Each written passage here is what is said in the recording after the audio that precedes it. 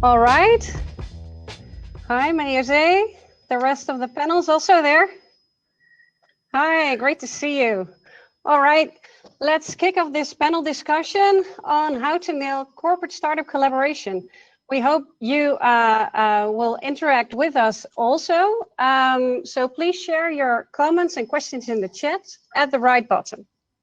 Okay, great. Let's first introduce the panel. Maria-José, could you please tell us a little bit about yourself? Yeah, my name is Maria-José van der Boomgaard. Everybody calls me MJ. I'm the liaison manager at KPN. That means that I'm scouting startups and scale-ups for challenges within KPN. We also have a venture team, and I'm a board member from the start on of TekDelta as well. Okay, thank you. Camille, could you please introduce yourself? Yes, I'm Camille Verschoor, founder and CEO of Birdseye. I have been active in AI for more than 10 years. In the past 5 years, I worked as an entrepreneur on various collaborations. At Birdseye, we believe that data should be utilized to make sustainable decisions. And more specifically, we bring new insights to asset managers to reduce revenue loss due to errors and degradations. We do that by converting images into meaningful figures and numbers. And our customers use our service, for example, to find broken solar panels, monitor the quality of steel, and to count inventory. So I'm happy to be there. Thank you, Camille. Duke, you're next. Thank you, Anita. My name is Duke Orbanik. I am a serial entrepreneur, as they call it, several IT companies. Since 2010, entrepreneur in residence at Delft. And in that role, I'm helping startups to scale and to actually, grow. My latest companies I founded is the Venture Generator, which is creating startups by design. We've done that several times, amongst others for Eneco and for BAM. And the latest, the very, very latest is Masters of Scale, which helps companies to scale towards a Series A investment. Super. And last but not least, Annelies. Hi, my name is Annelies. Thank you for the invitation, Anita. Of course. I'm currently an advisor for TechLeap, and this is on the markets domain of TechLeap with a special focus on corporate startup collaboration. I have my own company, it's called C22, and it's focused all around supporting the innovation ecosystem in different roles, different stakeholders that I work for. And I'm now supporting TechLeap in an exciting time. It is, yeah. So, well, we have a great mixture of experiences and energy in this panel. I'm Anita Lieverdink. I work at orchestrating innovation at TNO. I'm the founder and manager of TekDelta, what Maria-José also talked about, a network that is focused on creating partnerships between tech startups and large organizations for, to accelerate innovation. The first topic we'll talk about is corporate venturing. It is well known that businesses are being disrupted faster than ever before, and the innovation cycle is speeding up, the adoption cycle is dropping. So corporates respond to that also by collaborating with startups in multiple ways, starting a pilot, having an incubator program, becoming a customer, etc. And Annelies, you just explained you've been working as an advisor to TechLeap on corporate startup collaboration. What have you seen around this topic? How is the landscape of corporate venturing evolving in the last couple of years? The last couple of years, what I can, I don't know if I really can answer that question. It's the research has been taking place recently amongst 25, 30 stakeholders in the ecosystem. And then we really talk about capital partners, corporates, startups. And mainly we asked, okay, what would you feel needs to happen between corporate startup collaboration? And what can be the role also of TechLeap or other parties in the ecosystem?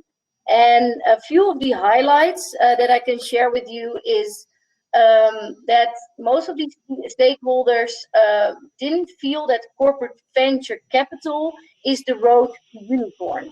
It's actually sometimes even a bottleneck for those startups if they have minority equity from those venture capital, corporate venture capital. And what I felt was really clear is the corporate as a client.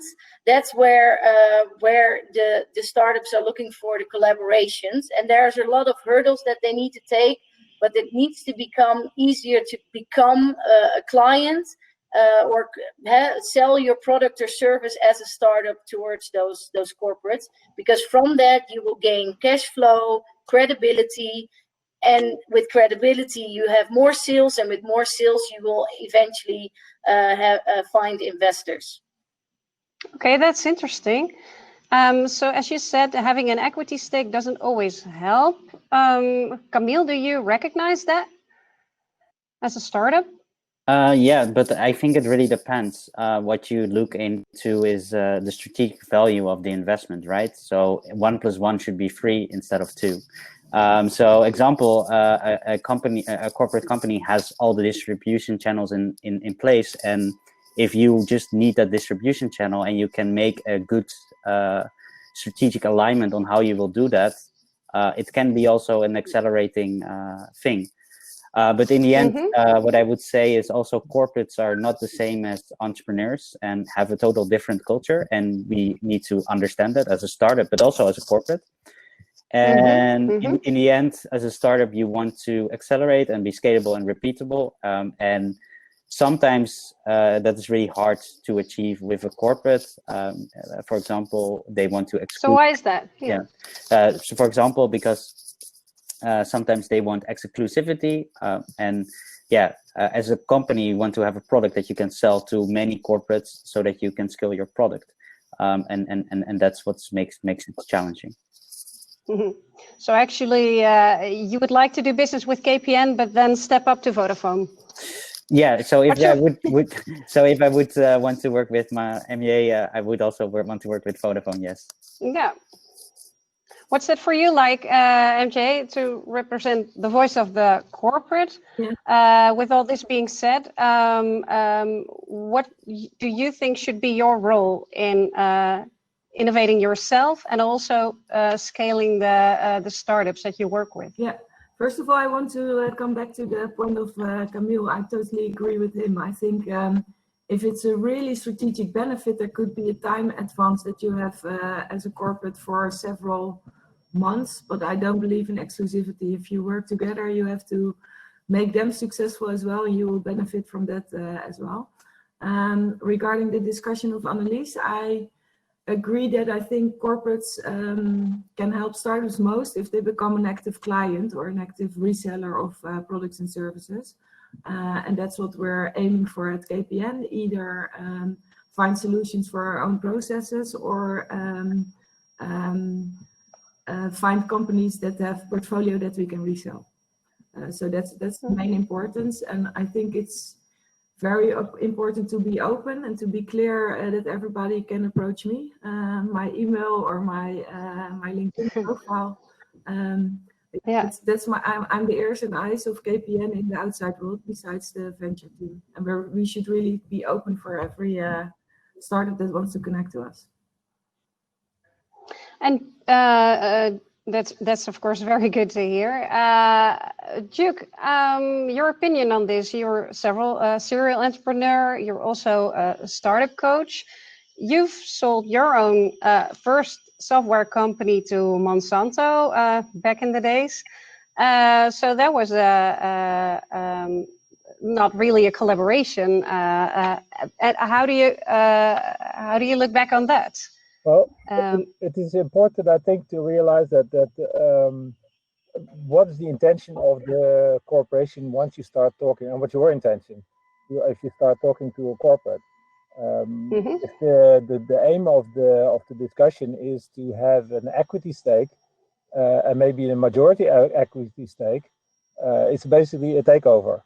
And so if you want to, if you're working towards an exit, and at that time Well, we're not really working towards an exit, but it's such a strategic importance for a corporate to have you on board of their own organization, and basically you're becoming a business unit for the corporate. And if that is fine with you, it's a good process. And then if you negotiate with an M&A department, you'll meet tough negotiators because they want to have you on board for the lowest price. So your exit might not be the ideal candidate for an exit, let's put it this way. In our case, Monsanto is a lawyer-run company. It's huge. So it's a tedious process. I'm not having second thoughts about it, but it is something that you have to realize beforehand. And at that time, in '99, there was no Yes Delft to help me. So get people on board that help you if you're going to be in a negotiation like that. That's, I think, what I could say. MJ wants to say something. Oh, you're muted. Mute? No, it's not mute. No. There you go. But still not working. Huh? I think that should be clear from the start. And I think the startup world in Holland is pretty small. So and get the information on reputation. For example, at KPN, we're not into acquiring startups, because I think that if we acquire them, we kill the skills and the flexibility and the quality that's in it. But I think it's a good point to check before you start cooperating with corporates. What's their intention?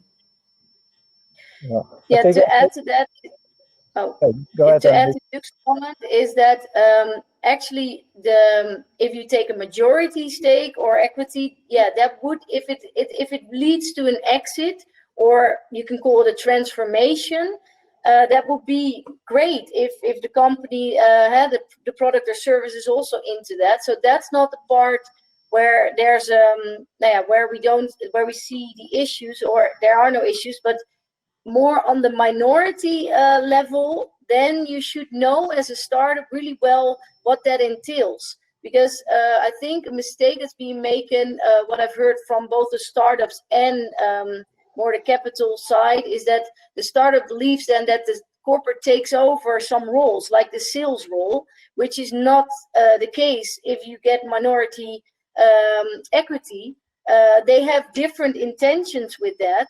And they're not, and that's all fine. But sometimes the startup believes, oh, this is this great big corporate, and they take a minority equity. Now the world will be perfect, and that should not be. You still have to do your sales and everything yourself. Yeah, great. So one last remark. Additionally, if you have a corporate on board, and we have done many created startups for corporates with a minority stake of the corporate in the startup. But you should have clear what the intentions are from day one. If it is a way to strategically help your corporate to develop products, but you have no intention to take over, it's fine. If you have the intention to take over, you have to realize that the entrepreneur will leave pretty quickly, because he wants to be an entrepreneur, not an employee. Yeah. And, so there's a lot of things. I think that the message here is, be clear about the intention from both sides. A corporate, I would get a corporate on board to open the market, or if he is a customer, to sell him a product. But maybe even if there's a partnership, I think KPN is not directly a customer, but it's a partner to open the market. Yes, MJ, you've been working for about 4 years now on matchmaking tech startups and scale-ups to KPN. Realized over 250 deals over those last 4 years. So you're quite experienced. It's actually about 60 years, so you can count once every week. How do you manage, and what kind of deals are those? Is it about what Camille's saying? Is it a corporate client partnership? Are they pilots? Explain a little bit more. Yeah. I put it in three things. First of all, the type of deals they can vary in every aspect. So it can be KPN can become a customer, we can resell, we can just pilot with you. So the types of cooperation are mentioned on our KPN.com innovation site, and I think there are 6 forms of that. And also from the deals created from the 250, Some are really impactful at the core of KPN's network, for example, and some are really small things which are really nice for the company. And maybe we can dive a little bit deeper into, if you touch the core of KPN, what does it entail? Well, that's the hardest part, I think, usually. The core of KPN is, for example, our network. And you can imagine that we're very careful for our network. It cannot break down. So, for example, in the network area, if you want to do things there, you should first of all have strong believers in the network that it would add value. And you should as well be cautious on what you're doing, because we cannot have a cooperation with a startup stop our facility in Holland. You've seen the 112 disturbance. That's really a political issue. Mm-hmm. So how to be careful? How do you measure or? Yeah, for example, I have one example which of Thesaurus, which helps us to provide high bandwidth in rural areas. They do over 70K customers for KPN. That's something that doesn't touch the total Dutch network. So it's something that's the add-on and that's safe. Another one is, for example, an AI company that's predicting disturbances in their network. That's a safe one as well, since the basics is still taken care of. So I think that's really important. But those are the hardest. Yeah, and sorry. Yeah. Also, I know that you prefer scale-ups over startups. Yeah. And I wanted to ask Camille, but maybe also Annelies, to respond on that, because, well, from the perspective of a corporate, of course, it's understandable. But how to explain that to starting companies? They want their first customers. How should they convince the market? Camille, how did you manage to get your first assignment, for example? Well, and to get into that, it really depends on what the corporate is looking for. Sometimes a scale-up has already a certain product and they can't tailor it that much anymore as a startup can, right? Because they are way further on their product roadmap. And a startup is still validating that value proposition, so they can more easily twist in that. Yeah, and we have worked with a number of corporates already, and I must say what really helps is if the corporates have one entrance, or for example an innovation department, and have structured their innovation process for internal purposes but also for external purposes. Because that really is your way in, at least, and minimizes the time you waste on meetings with the wrong stakeholders. I think that is an issue that I'm seeing back, that you're having these meetings with the wrong people. But I think to come back to the most important thing that I believe that is there is, I think it's trust, and it's and mutual listening and understanding to each other. And I think because the scale-up is bigger, MEA trusts this earlier, but maybe she can respond to that. But I think it's having an understanding to each other, and that will already have a very good basis on the start of your collaboration. Yeah. Annelies, what is your perspective? A trust is very important, and I also think is adjusting your presentation, your pitch deck, to the corporate. I've heard a lot of examples where basically the pitch deck is what you have on your computer and let's present that. But the corporates have an innovation roadmap, or they have challenges that they're facing. If you understand those challenges and you understand what they would like to hear as a solution, then also adjust your presentation to that. And also, of course, think about you want to give them competitive advantage. So show them with numbers how you, with your product, with your service, can give them that competitive advantage, or if it's more revenue or those kind of elements, adjust it to the corporate and not just come with your pitch deck.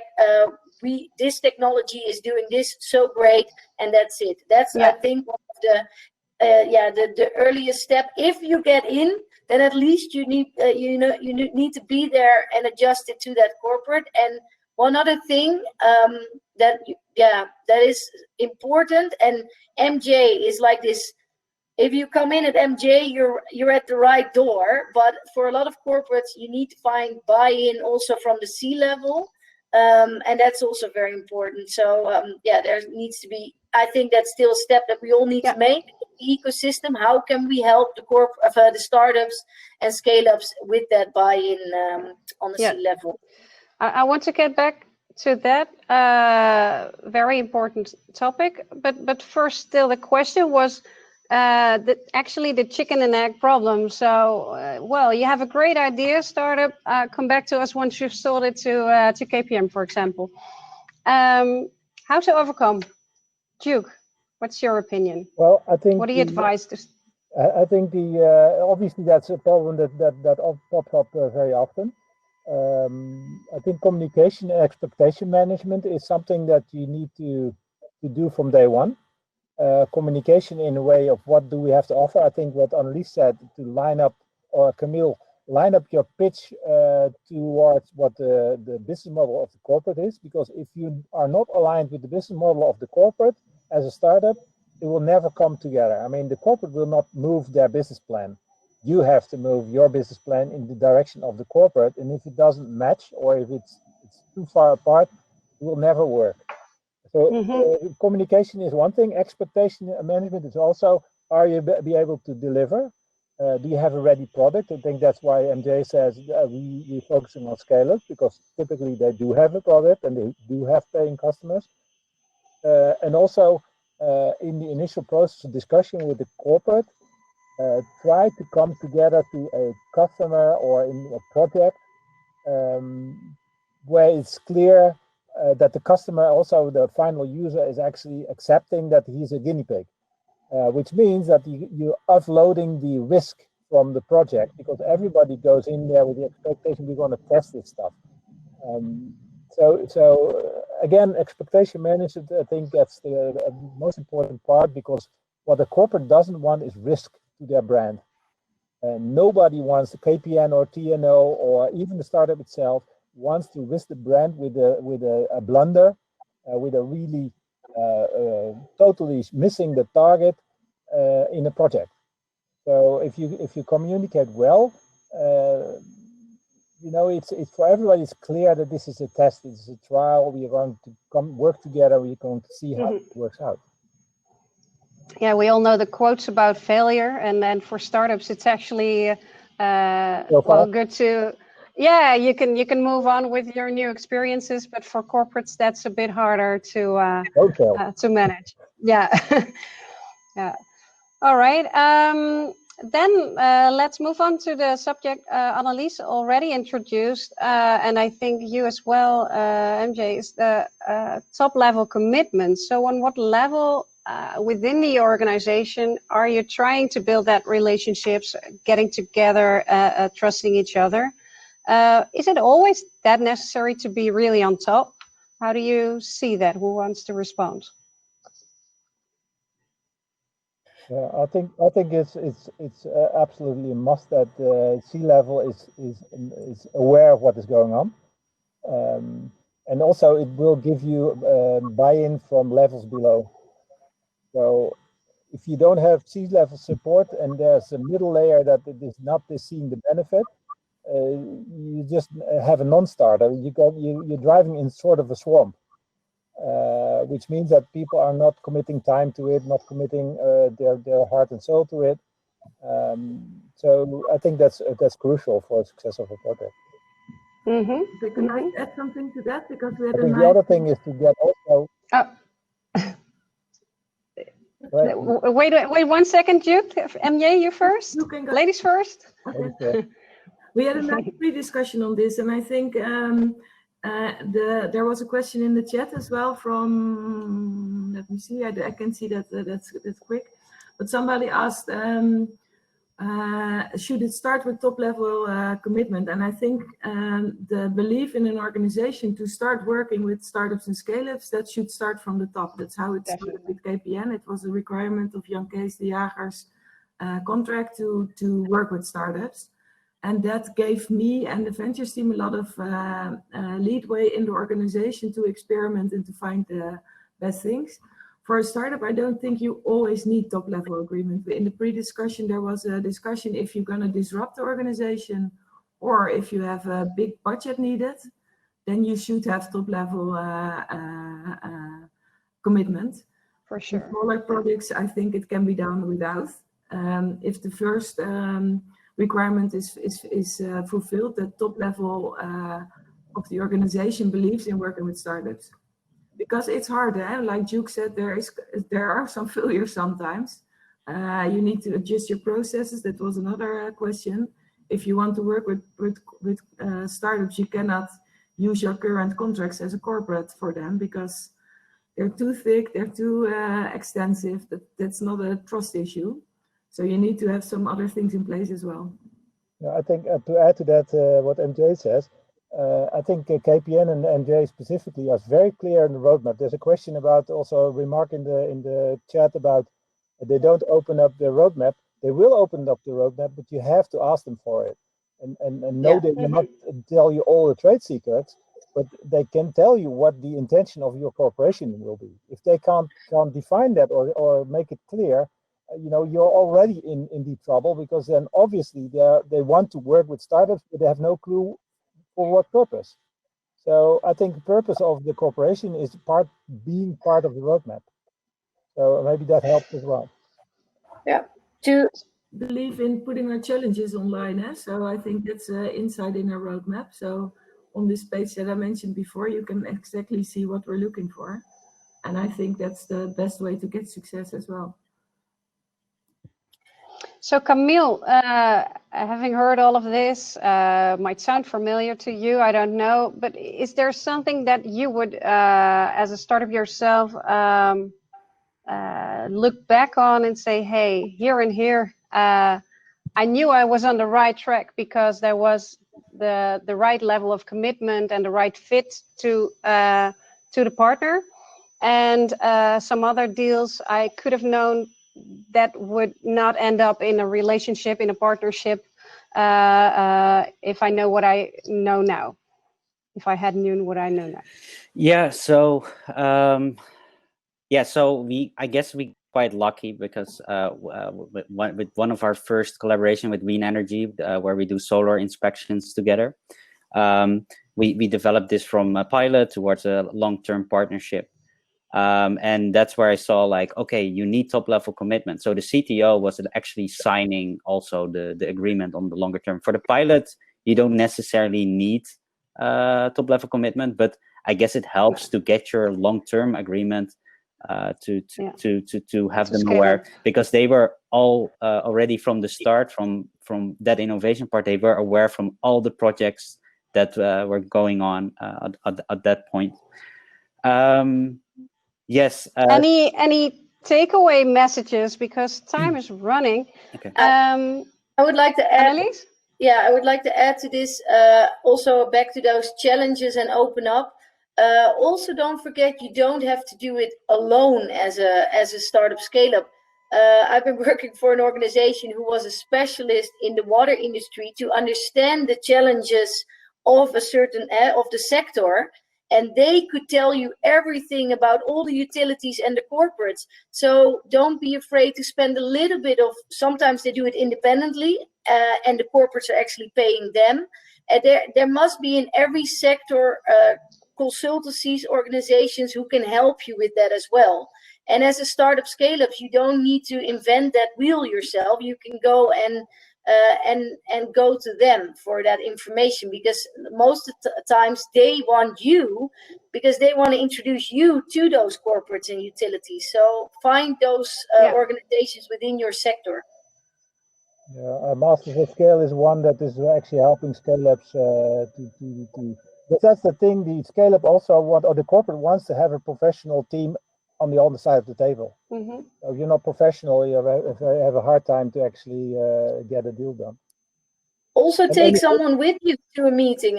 I mean, you don't have to do that also yourself. So that's, again, the message is mainly take experience with you. You're sometimes the engineer, but not as good as selling. So then find someone who can help you and support with that.